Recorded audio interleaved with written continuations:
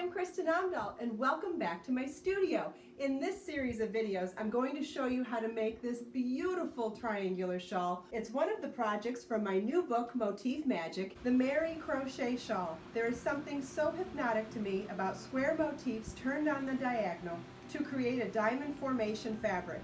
In order to have smooth edges, additional shaped motifs are required for this style of construction. Deconstructing motifs broadens the designing horizon in so many different ways. In the first video, I'm going to show you how to navigate through the pattern. We'll start by reading the description, which will give you a flavor for what the shawl is going to be, and then we'll go through all of the details of what you'll need. In the second video, I'll show you how to create the motifs. In the third video, I'll show you how to join the motifs to the other motifs. And in the final video, I'll show you how to block this beautiful shawl in Wrapture All Natural Delicate Wash. Let's get started.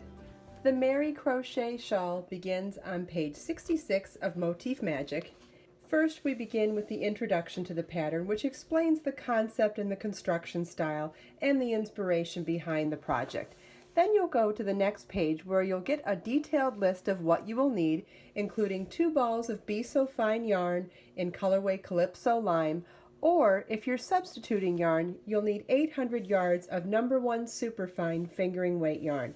You'll also need an E4 3.5mm crochet hook, yarn needle, and scissors.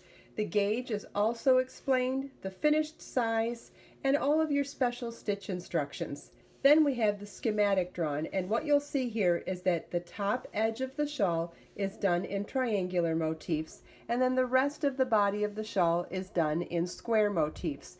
We begin with the triangular motifs and join them at the one corner so that we have a continuous straight edge of triangular motifs across the top.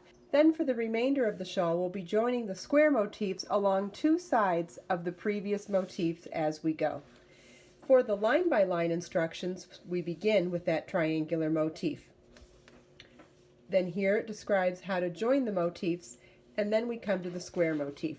Now, if you prefer, I have all of this information written in chart format as well. So we have the triangular motif done in rows with a key next to it explaining what all the symbols mean.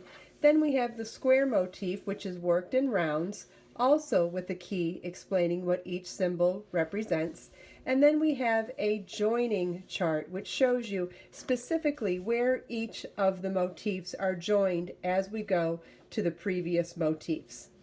If you have any questions about this video, please leave them for me in the comments, and make sure to watch the next video in the series to learn even more about making the Meri Crochet Motif Shawl. Let us make time to create, share, and inspire today and every day. I'll see you in the next video.